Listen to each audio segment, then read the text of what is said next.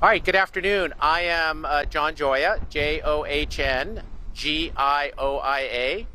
I'm the chair of the Contra Costa County Board of Supervisors. I'm also chair of the Contra Costa County Fire District, and I'm also the county supervisor who represents this area. And I'm here today with other representatives from our first responders, and I want to start by saying that the whole response here has really been a cooperative effort of a number of local agencies, including Contra Costa County Fire, Richmond Fire, Contra Costa County Hazardous Materials, which is part of our health department. The Walnut Creek Bomb Squad is here, the City of San Pablo Police Department, and the FBI Bomb Squad is now on scene, and you'll hear more about that.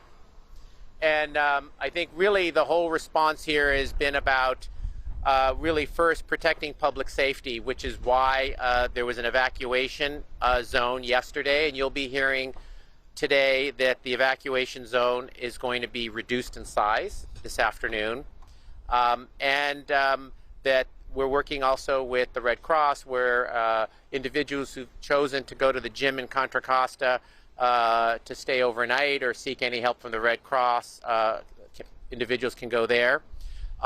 The whole effort has been to really address the unsafe and explosive chemicals that are on scene at the house, and to protect public safety, and to do it in a way which gets residents safely back into their homes in this community. So with that, I'm going to turn it over to Captain Toller of Contra Costa County Fire, and then you'll hear also from the San Pablo Police Department. Thank you, Supervisor Gioia. My first name is Chris, C-H-R-I-S. Last name is Toller, T-O-L-E-R, and I'm a captain with Contra Costa County Fire Protection District. Just a brief update and a recap. Yesterday morning, approximately 10:30, we received a call of a gas leak. Once we got on scene, we discovered that we had a major hazardous materials incident. We started calling in appropriate resources to mitigate that incident. And you see us now, we have multiple agencies on scene to assist us in that effort. So with that, if you have any more additional questions, I'll be happy to answer your questions. We've got a lot of different agencies on scene here. Yes. How much of this maybe was informed by what happened in Los Angeles last year, where we saw something similar turn explosive and actually damage property nearby? I can't speak to what the other agencies and their policies, protocols, and response matrix, but for Contra Costa County, our response for a major hazardous materials incident is just what you see here. What were the chemicals and materials that were found in what quantities? We don't know the quantities. We don't know the exact types. We don't know the exact names of all the chemicals that were found. We know that they span all classes of hazardous materials in various quantities, in various improper containers and boxes. How long did they been? We don't know the exact time as to how long they've been in the storage shed. Yes. What exactly you guys are doing right now? Right now, the bomb techs and the hazmat techs are testing to find out exactly and trying to identify exactly the products that they have on scene. With that, they have to contain them, stabilize and contain, transport, and properly dispose of those items. And where all the family? They're not home or they're actually vacationing home? Most of the families in the evacuation zone, we don't know exactly where they are, but we do have Contra Costa College gym set up. Red Cross is there to receive them if they're affected by the evacuation. We want to express to them that we really appreciate their patience. We're trying the best we can to get them back in their homes.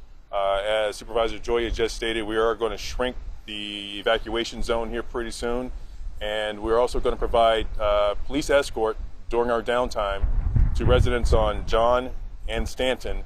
Under police escort, we're going to go ahead and allow them to get some vital items and some important items out of their homes.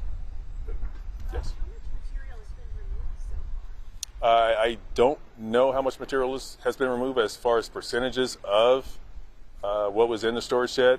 We do know that some have been removed, but we don't want to give a number because that could change. It could change between the start of this press conference and now. So, but we are probably a little less than halfway done with the materials moved in that storage shed. And the materials being taken where? To a proper disposal site. The initial call was for a gas leak. Was there actually a gas leak, or was it just a It was an odor of gas.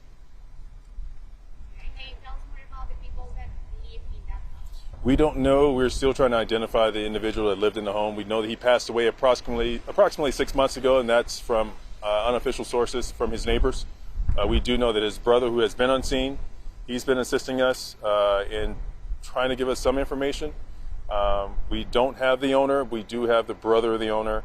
He was the one that was attempting to remove and or clean up the property, and that's what initiated the call. The brother who lived here who passed, he was the owner or he was a tenant? The individual that owned has passed away. His brother was on scene moving and trying to clean up the property, and with that, he was advised to give 911 a call because there was a strange odor. Do we know, and I know it's still in the legal investigation, but the person who died, was it due to the chemicals that were there, or is that still trying to be determined? It was approximately 6 months ago, and I can't speak to that. That's unconfirmed. Did the brother, was it just, did he have any other reaction besides smelling something? Did he look dizzy? Did he? I don't know that this time. Can you talk at all about the background of this guy who died? I mean, in terms of why he may have had these chemicals there and maybe his occupation? I can't officially speak to that. We've had conflicting reports as to who he is. Can you talk about what kind of chemicals these are and why you have to have this response and I guess what the danger is with all this? The types of hazardous materials are extensive, really, to put it plainly. They range up and down our classes of what we consider hazardous materials: explosives, flammables, oxidizers, things of that nature. The reason we have to be so careful and methodical, And you've been listening to an update from San Pablo. That's with Contra Costa Fire and that hazmat situation happening in that one neighborhood. What has happened here? Homeowner had passed away. His brother was cleaning out the home and discovered an odor and called authorities. So now multiple agencies on the scene. The FBI bomb squad is now part of this investigation. Unsafe explosive chemicals found at the house. The span of all classes, and hazardous materials. They do have bomb techs right now. They're testing to figure out what exactly they're dealing with. And they have about half of it now cleared out. Yeah, they were talking about how it's different materials, some of them very, very hazardous, some of them less so. They're still trying to figure out what exactly was in this shed.